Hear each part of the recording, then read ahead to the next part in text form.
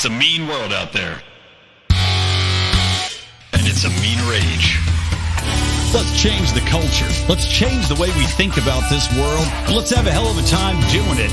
Welcome to Mean Age Daydream, a home for comedy, a home for some politics, and a daydream of a world that doesn't suck. I'm Brian McWilliams. Welcome to this mad world.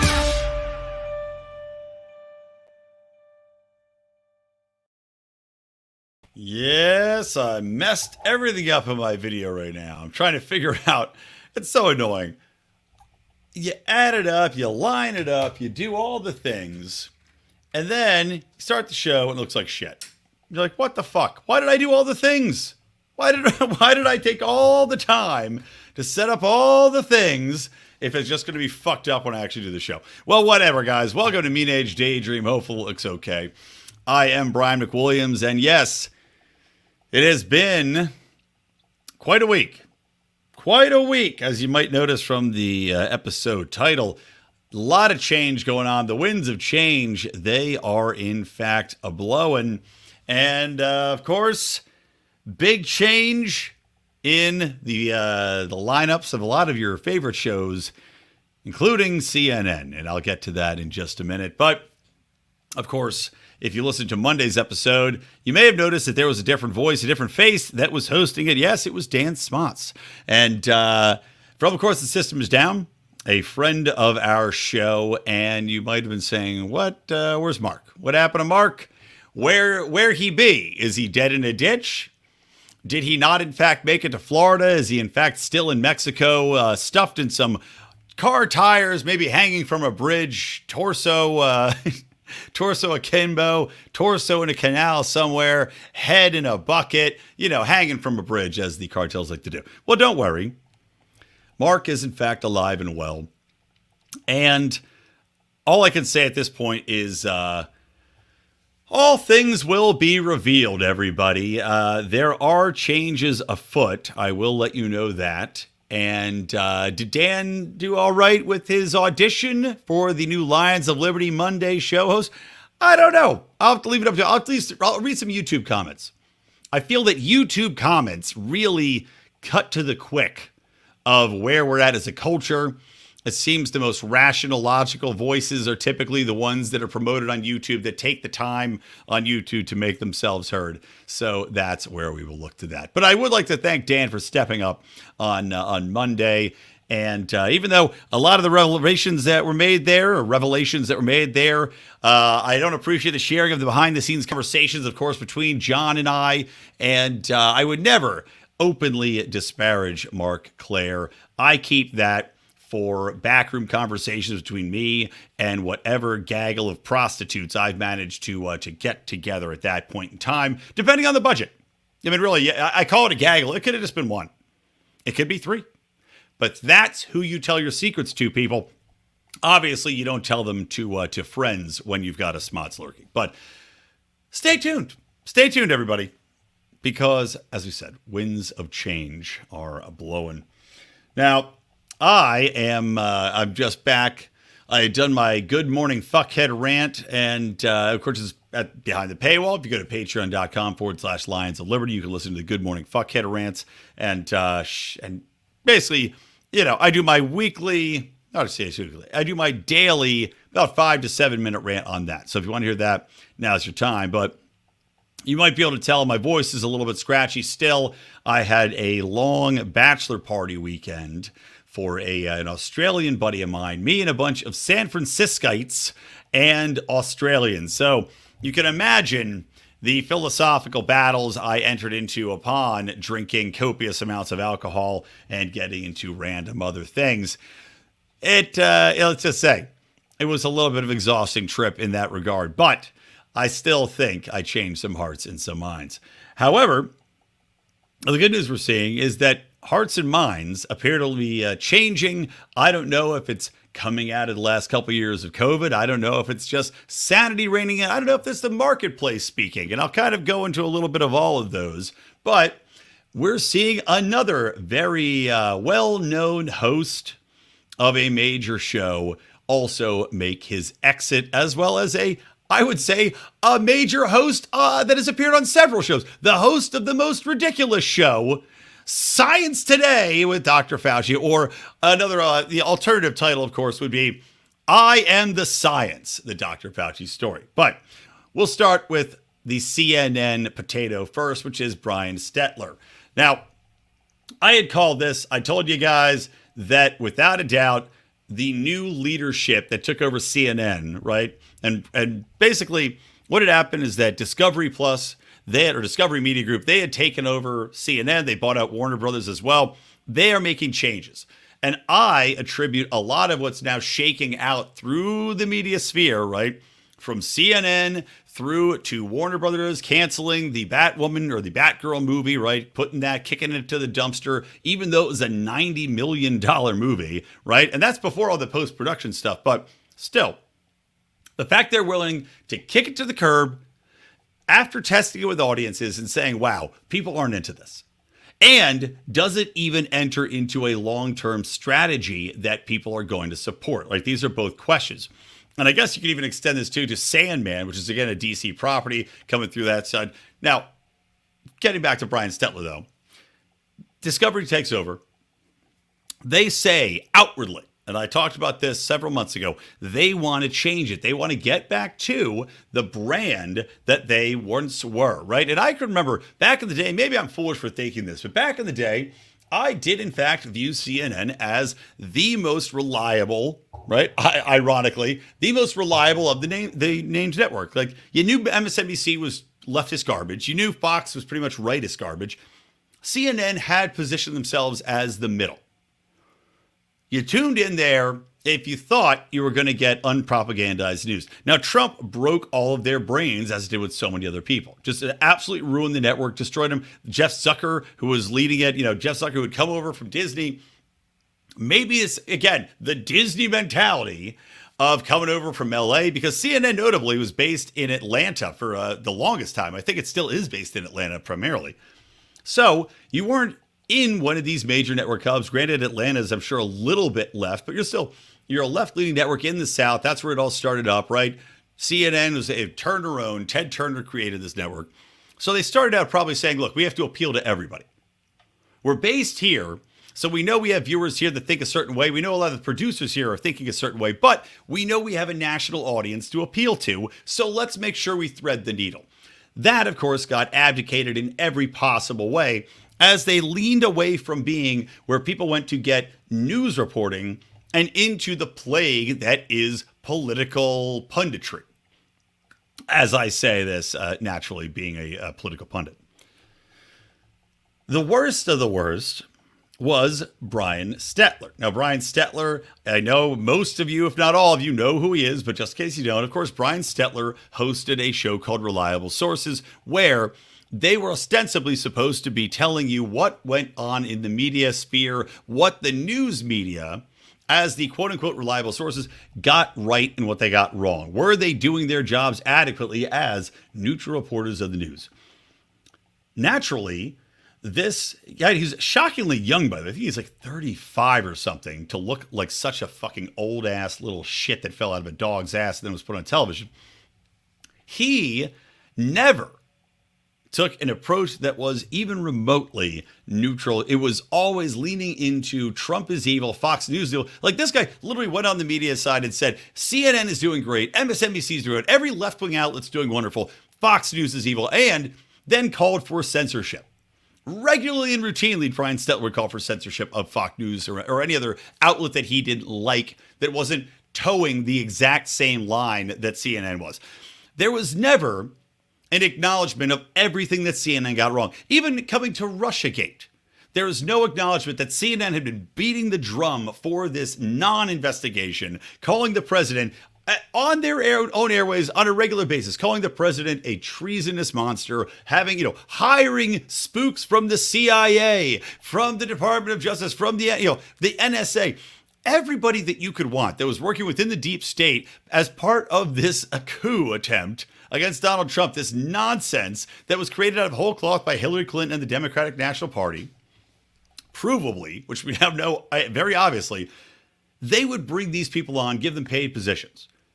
If there's one type of person that you should not give a job to, it is a former intelligence officer designed and trained to lie to you. Just like giving a former press secretary a job, I also don't think it's necessarily the greatest idea.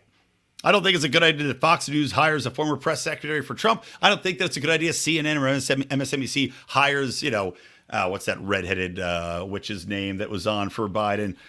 Jenny Psaki, to have her talk about it. Because all they're doing is giving you the spin for their own candidate. And why would that stop with them going on your network? But regardless, there was no possible second sight that Brian Stelter or CNN could ever provide to actually look in the mirror and say, we have fucked this up. They were, in fact, I would say, a larger reflection of just how dedicated to living the lie that leftist news organizations, leftist voters, progressive people's mindsets, these people have never been able to look in the mirror and say, you know what, we have fucked this up.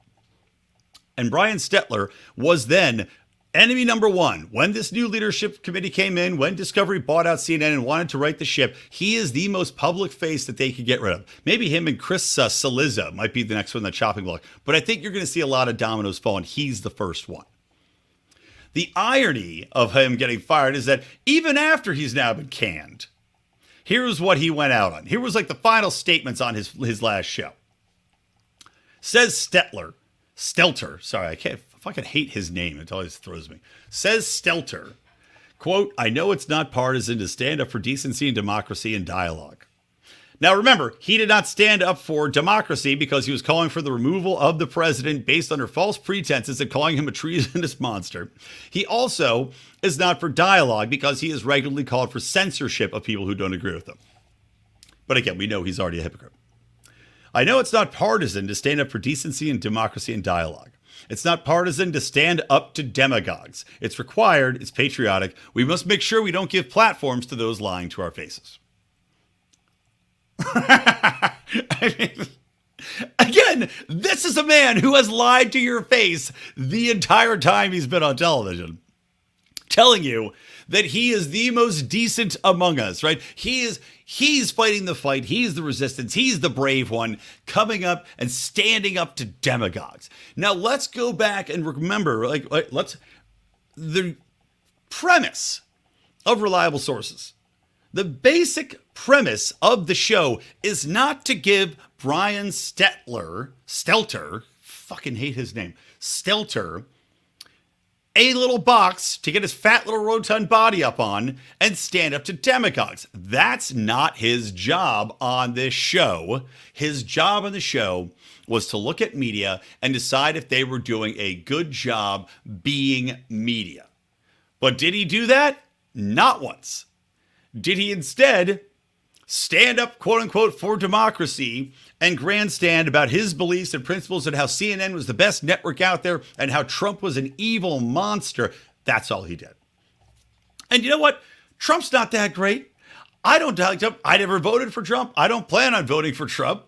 But to say that he is somehow, this demagogue that has to be torn down and he's the greatest evil. And again, these people believed he was the greatest evil to ever take on mankind.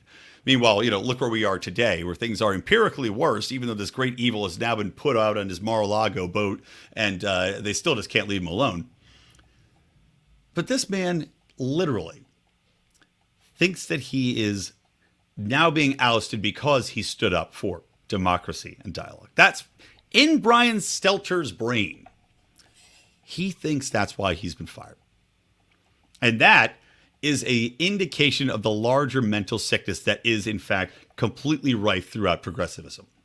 All right? You look not only there, but you look at how everything is playing out in the marketplace now. And I was just on talking to Adam Nutter on his awesome podcast, guys, which I highly recommend you check it out. Not only his comedy podcast, but also his political podcast. But I was on there. It was me. It was Adam Nutter. And it was Andy Coons, who was very popular on TikTok. But it's on the Porcupine Pod. We aired it live yesterday. You can check it out. But we were talking a little bit about this.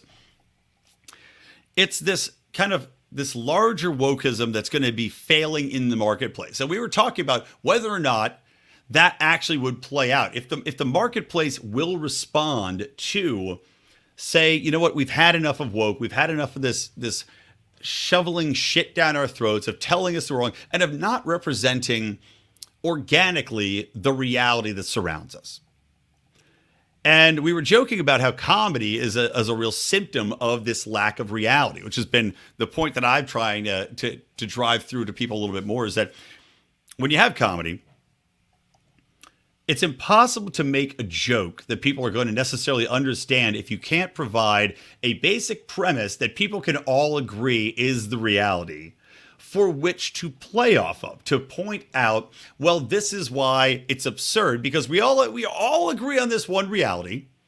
And thus, the fact that I can point out this absurd counter reality as a joke, as a punchline, right, whatever it might be, that is the requirement, right? You have to have one to have the other. It's kind of like Scott Adams, who's, yes, I know, Scott Adams pisses me off too, but he was good for a little while, especially during Trump era, at talking about the two realities we live in, the two different movies, he called it. Right now, we are still living in the two movie era, but because we've just come out of 2 years of COVID, because we're coming out of seeing, you know, these drag shows for children where we're being told one thing, right? The progressives saying that, oh no, you guys are living in this alternate reality. We're not trying to sexualize kids. We're not trying to tell people that drag's the only lifestyle. We're not trying to hide transgender transitioning from parents. We're not trying to do any of that, right? And then you see it factually happen in front of your face. And this is why so many people are waking up. So many parents are waking up. So many people are seeing the dire effects of CRT. They're seeing that race relations have gotten worse, not better, over the past decade, you know. And in the meanwhile, all of the entertainment companies, all of the progressives are still pushing this wokeness, these divisive policies. They're pushing in an inorganic message to try to adjust the way in which everyone in the world thinks. But the issue is their reality to them is that these things have to be fought for because they are the most pressing, evil, monstrous things in the world. But we know that there's far more monstrous things, and we know that many of them are not as much as a problem as they might think they are.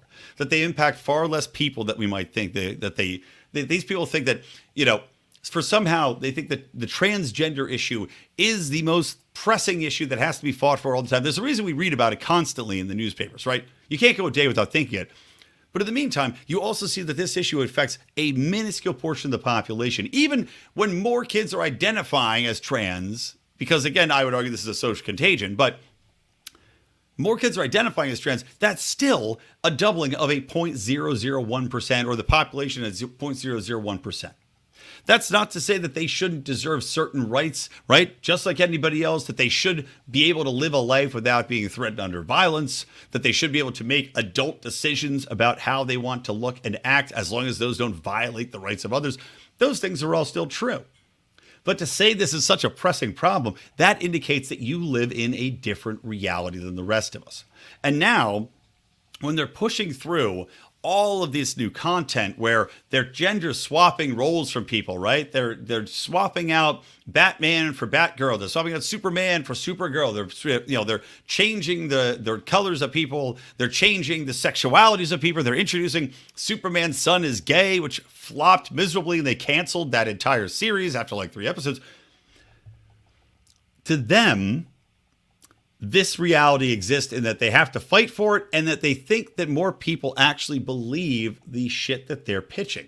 When the marketplace is responding strongly, not just from people that are on the right, not just from the people that you'd say, okay, these people are more conservative, they're more traditionalist as far as the way in which they view the world, and they'd prefer to stay that way. That's a good portion. But apart from that, you have a larger portion of people that are simply looking back on the actions, on the world, and at the content being pushed them and just saying, this doesn't make sense, and this isn't the reality that we live in, right? When you look at every show coming out, and every show has a cast that has 17 different gay couples in it of all mixed races all at once, and you go, okay, look, we're all fine with it, right? But when you have nothing but the minority issues that we're always being told are have to be at the front and center of our minds before taxes, before feeding our kids, before working our jobs, before going out into the street. We have to check mark all of these different issues that you're pushing for these minority populations. When you see every show with those minority populations, aka reminders of these minority and divisive issues to many people, put front and center, it becomes a problem. It becomes a grating thing where now, instead of having it in an organic way, like what the Simpsons would do with Apu, for instance, or with Smithers, right? Or, having it come out in a way in which you go, okay, I see the different perspective they're trying to portray here, and it's not being shoved down my throat in such a way that's unpalatable to me. Well, when they have this constantly coming in, and it is unpalatable because it is so grating and so obvious and so on the top level of everything, it ruins the story. It's an inauthentic pitch that they're giving you. It's an inauthentic reality they're presenting to you, and people just turn it off. You're seeing across the board on Netflix, on Hulu, that all these shows are being canceled that were created with this specific intent of giving people a platform to pitch their political ideology. I already talked about G-Force, which was this show about an all gay / trans / whatever force within the CIA that, of course, was designed to make you feel bad because they said that they were all being ignored by the CIA and they were marginalized individuals, blah, blah, blah. It's too on the nose for what you're trying to do. You have to start with the content first and then build in the organic nature and lessons based upon character development that people can get into. When you start from a place of you have to appreciate these characters because they are gay or trans or a lesbian or a woman of color, and you start from zero saying you're not allowed to critique these people, you have to appreciate them because they fit this category and check this box, people are going to say fuck no. And you're seeing it play out. You're seeing it with Stelter being fired. You're seeing it with the Batgirl movie being canceled. You're seeing it with Hulu and all these other places, like Disney, that are now not having such, overt political advertisements on their streaming platforms that have ads. You're going to see it filter through in the vast majority of cultures. I'm telling you, I'm seeing it play out in front of my eyes right now. And I think that means the winds are blowing the other way. It doesn't mean that we should stop talking about gay issues. It doesn't mean we should stop talking about the trans issue. It doesn't mean we should necessarily stop talking about race. Is there still racism in America? Yeah, I'm sure there is. Is it as pronounced as people want you to think? Absolutely not. Absolutely not. Is it as big a problem in this country as it is in many of the other European or Scandinavian nations that we're told have such better conditions and that we should be guilty for not adopting their practices and their socialism and all this other bullshit that they tell us causes inequity among us here at home? I would argue that many of these other places have vastly worse issues with race within their countries. But we're being told that we are uniquely evil in this regard. And it's got to be the most important thing. Whereas the relations between people are probably going to be better if we don't always harp on these things and drive them home and beat each other over the heads with them. Because instead, there are bigger problems. There are bigger fish to fry. There are economic woes. There's job woes. And tell you what, you're going to have a much more concrete and relationship building conversation with your minority neighbor or your gay neighbor or your trans neighbor, whatever it might be, if you're not going up and saying, hey, how's your dick flip surgery going today? I know that's a big issue for all you trans people. That might be something you could get into at one point in time when the opportunity is right. But you know what? You got to build that relationship first. Maybe by talking about the job market. Maybe talking about how much mileage your car gets and how they're trying to fuck over all of us by forcing through this EV subsidy that, as I had mentioned in my previous episodes, does nothing but basically hand out a subsidy to the battery manufacturers here in America and force through, again, I'm not going to go to it. Go back and listen to that episode. Point being, just like with content that you're imbibing from the television, right? You need character development.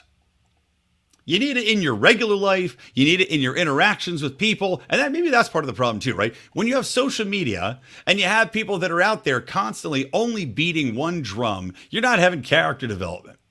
You know, I talk about this other social platform I like called the Retalk. It's retalk.com. It's community centered. It's built around community interests. And that's designed because you don't want people just constantly screaming about shit on there and causing, just hitting the political drum. You need to have character development. You need to learn what other people like in order to foster relationships. And right now, we don't do that because everybody is leading with the shitty issues instead of leading with other things, right? Again, when I say shitty, I'm talking about the divisive stuff that's more dependent on your own person or your skin color. We've got issues that are far less divisive and far less communal, like jobs, like schools, like whatever, that you can build upon. Talk about sports, talk about whatever else.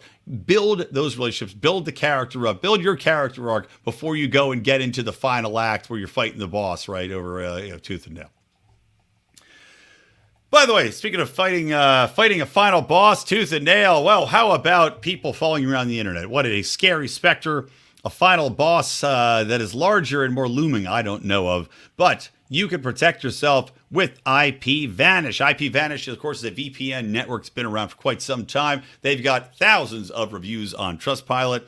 And you can, with one click, protect yourself. Just go on your laptop, go on your Roku, go on your iPhone, your Android, whatever it might be. Click, protect yourself, protect your IP from the hackers, from the adware, from people following you around the internet and tracking everywhere you've been and everywhere you're going, tracking your kids and what they're watching. Because it's not only going to protect you from people intentionally trying to do that, but it also is going to protect your IP, protect your physical location, right? So this is a vital thing. I make sure to use it every time I go online, and so should you. And you can get 70% off a year-long subscription by going to ipvanish.com/lions. Again, ipvanish.com/lions to get your discount. Make sure to do it. Okay, so we talked about Brian, right? Let's talk a little bit about how there is another God King of leftist, the Times sexiest man of the year, former sexiest man of the year, Dr. Fauci. He has decided that he's going to be stepping down, and I'll play a clip from him, and then I want to talk about, speaking of the lack of reality that exists. Actually, you know what? I'm going to flip-flop that. Let me play Governor Ron DeSantis and his Top Gov satirical, 1 minute long satirical ad that does make an interesting point, but it goes into everything the left hates because he criticizes the mainstream media and he criticizes. It's getting quite a reaction. So let me play it for you, and then I will come back and we will talk about it a little bit because, like I said, the reactions, and we were talking about this on Adam Nutter's podcast too.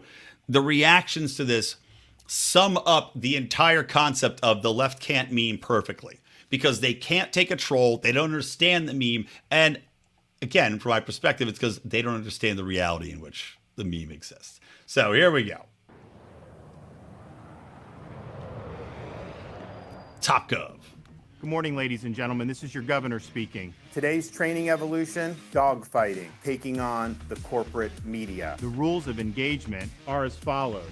Number 1, don't fire unless fired upon, but when they fire, you fire back with overwhelming force. Does it say that in the bill? I'm asking you to tell me what's in the bill. Number 2, never ever back down from a fight.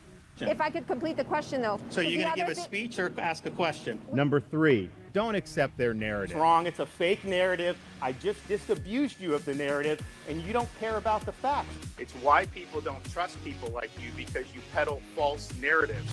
All right, ladies and gentlemen. Let's do the puzzle. Yeah. All right, so there you go. That is the Ron DeSantis Top Gov ad, right? That has literally blown up the leftist internet. It's all over Twitter. And it has gotten such a reaction from progressives that you would think that he had actually gotten in a fighter plane, that he had flown to the nearest, homeless shelter and just bombed it to ash. It's unfucking believable the reactions that people have had. And one guy, I only responded to one guy on Twitter about this because I could have said it to literally a million people, but this guy, this dumb asshole, I can't remember his name, but he's like, Greg whatever is boosted. And he's got a large following for a guy that's just the biggest leftist dipshit shell. But he tweeted out that Ron DeSantis is trying to convince people. Actually, here, I'll literally click. I'll read you the exact quote verbatim. Ron DeSantis never flew anything faster than Microsoft Word as a Navy lawyer, and now he wants his supporters to think he's a fighter pilot because he's held press conferences. Now, my response to that is, yes, of course. He's literally trying to convince people that he is a fighter pilot. You nailed it, buddy. Now, I know this guy that tweeted that initial thing out. I know he also does not literally think that Ron DeSantis is trying to convince people he's a fighter pilot, but it certainly seems that that's the point he's making. And this has been a continued emphasis from all these leftists. I've seen it in about 50 different tweets today, which is them saying Ron DeSantis was a lawyer in the Navy. So owned. Okay. That's not the fucking point.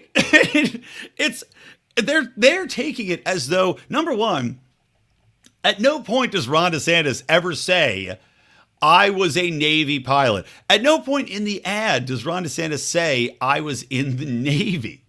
At no point does he say, I was a lawyer. There's no point he doesn't reference anything about a military career as a starting point for any of this shit.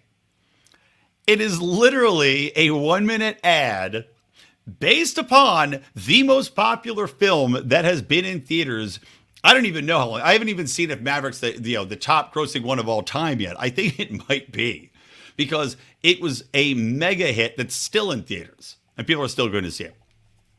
He's simply building a video meme based upon a popular movie and putting a, somewhat clever, somewhat cringe spin on it.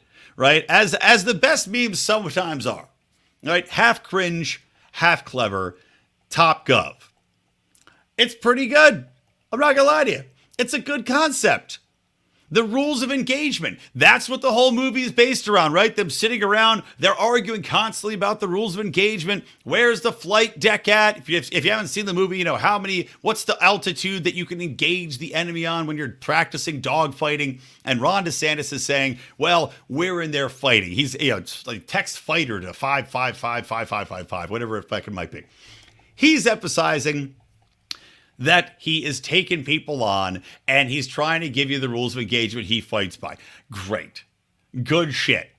To try to say, well, here's why. Excuse me, but Ron DeSantis was never a naval pilot.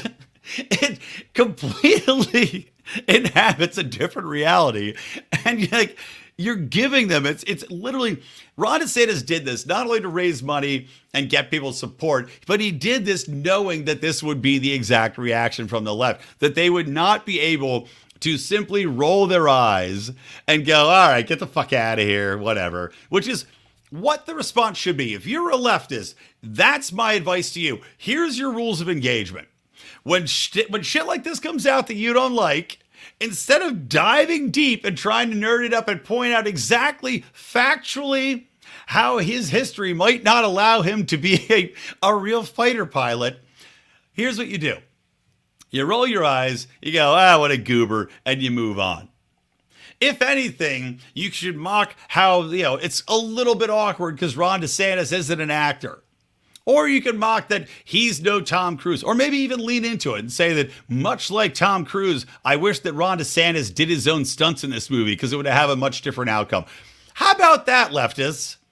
How about you make a joke about it rather than putting on your dork glasses and talking about how factually, actually, this would never happen because he was a lawyer in the Navy. It leans in so hard to the left not being able to meme and to the left literally buying into every troll that's ever been put out there. Donald Trump was a troll. He knew the power of trolling, and Ron DeSantis took a page out of his book and he gave it to you guys, and you lapped it up. I mean, Jesus fucking Christ. Ron DeSantis stood at the top of his Empire State Building. He stood at the top of the governor's mansion in Florida. He pulled his pants down, he took a piss, and all of you guys ran in, opened your mouths, and lapped it up. And now he is getting so much exposure for this little video that he made, vastly beyond what he ever should, for a video made by a little state governor, a goofy little 1-minute spoof on Top Gun. But you people, because you can't meme, because you don't live in a reality that allows you to just laugh it off and go, all right, whatever, dork, you have given him all the power. It's just unbelievable. It's fucking unbelievable. And now, again, just like with Trump, everybody who runs, all these people that won in Trump primaries, Trump endorsed something like, 170 candidates, 85% of them got through their primary, right? They'll be going to the general election. I don't know if they'll win the general election. I don't know if that Fetterman, fat dork ass, I don't know if that socialist turd will win in Pennsylvania or not. But I do know that Trump playbook is probably being used by all these people. DeSantis is playing it, and these leftists are just buying into it. The media hasn't learned the lesson. Social media hasn't learned the lesson. The left can't meme, and apparently they can't think. But that also comes around to the fact that they can't take a joke. Not only do they not understand the joke because they don't imbibe, they don't have it the same reality as anybody else that's making them, they can't take it either.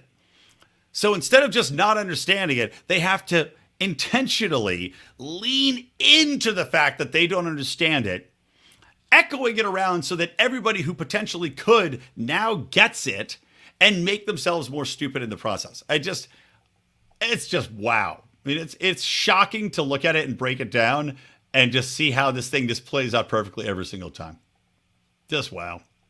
All right, let's go back to Fauci.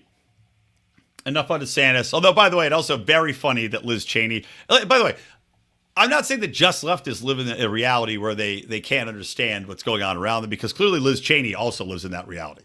Liz Cheney, who now I will call Labraham Lincoln, because she compared herself to Abraham Lincoln in her resignation speech, where she, by the way, got beaten so badly. She lost something like 68% to 26% or something. Like, for a sitting senator, got beaten so badly.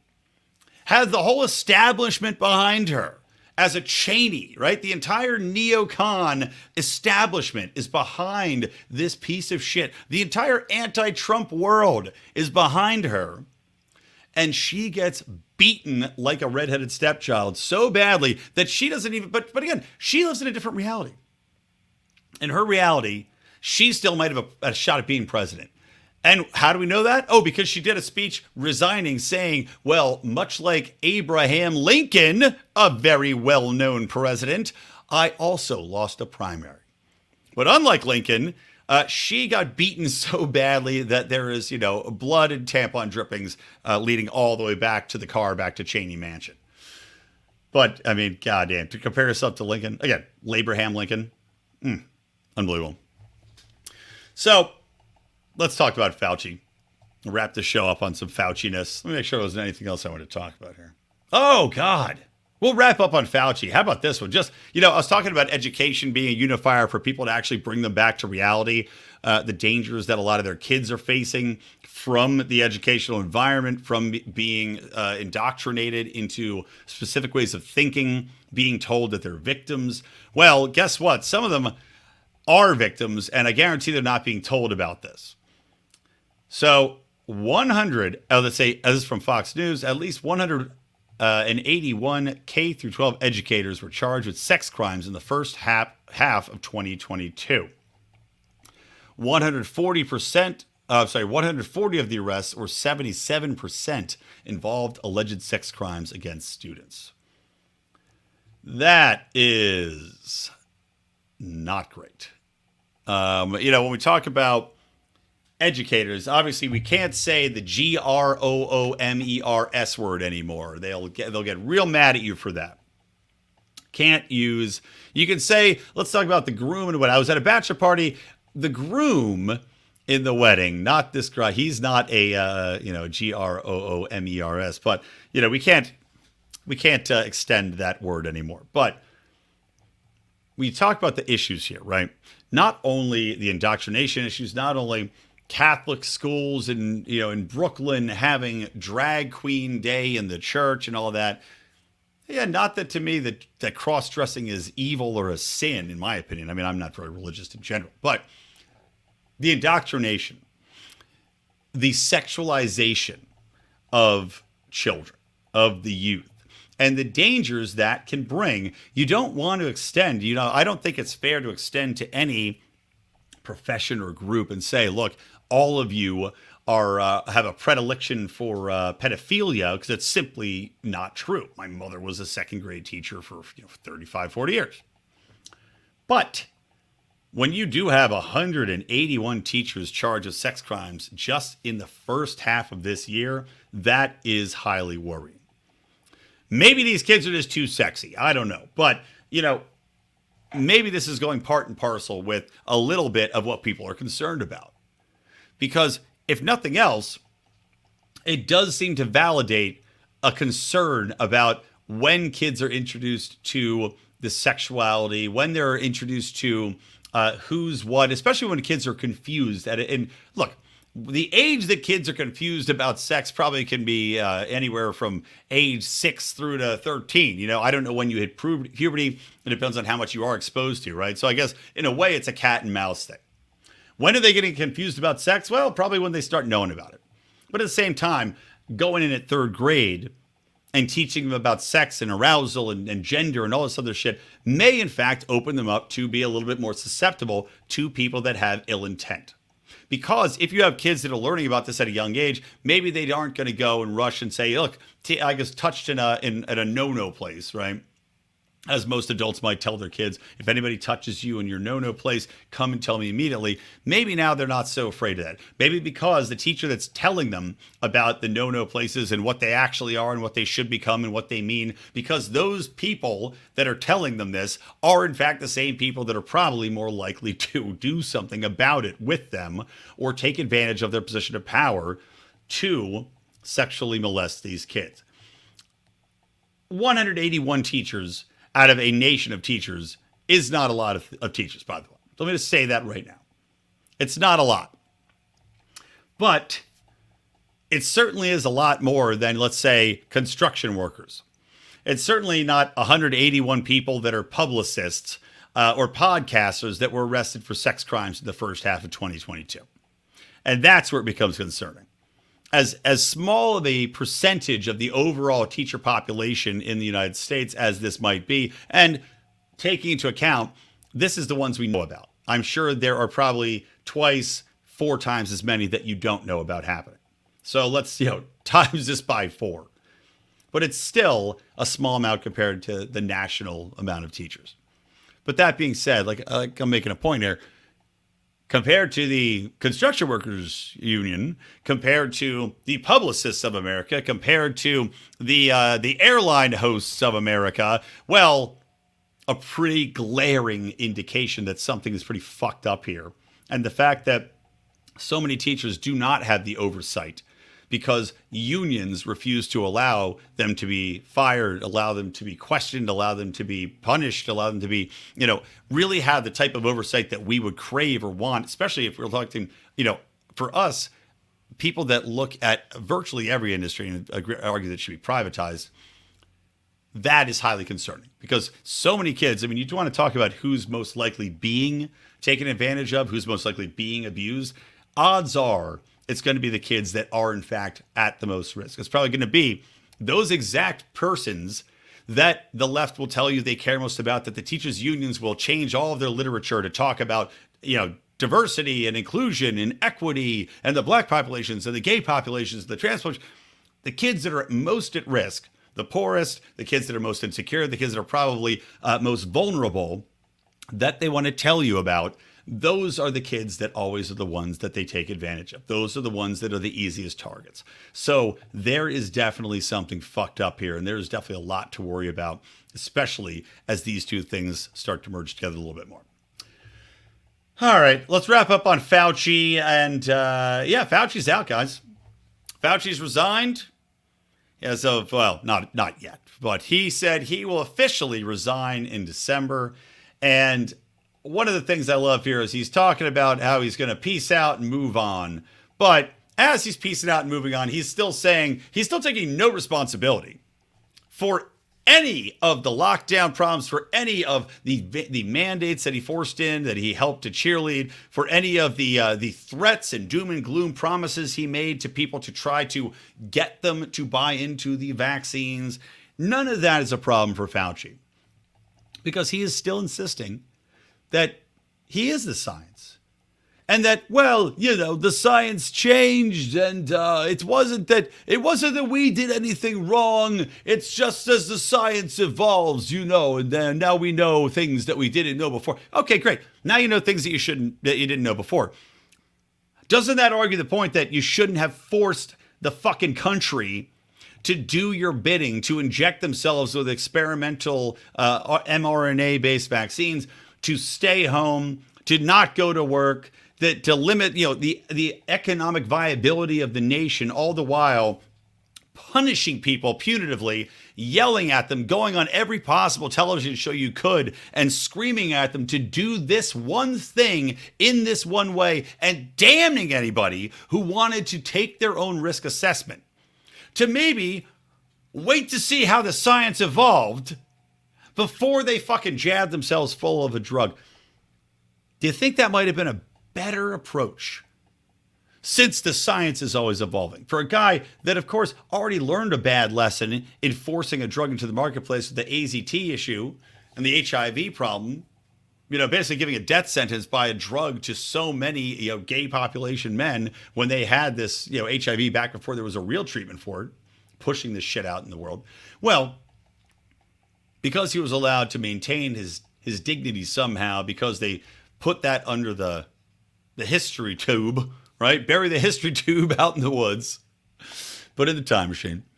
Well, he was able to do it all again, and then tell us that the science evolved, so he's not to blame at all, because he's going to leave the NIH in December. Now, I would also argue that him leaving the NIH might have something to do with the Republicans looking into his finances, looking into his payouts, because I'm sure come December, when he does resign and retires from the NIH, I'm sure that they will say that as a private citizen, they do not feel comfortable providing any insight into what he will now be paid out for any of the vaccines, for any of the trademarks, for any of the applications, the gain of function shit, for any of that he was capable of being paid out for and probably will be. Because again, don't forget this, just because this vaccine was a massive failure, just because it didn't do anything akin to what it was supposed to do, and just because they changed the definition of vaccine, let's not forget that. Thanks, Fauci. What kind of fucking changing evolution of science required the definition of vaccine to change?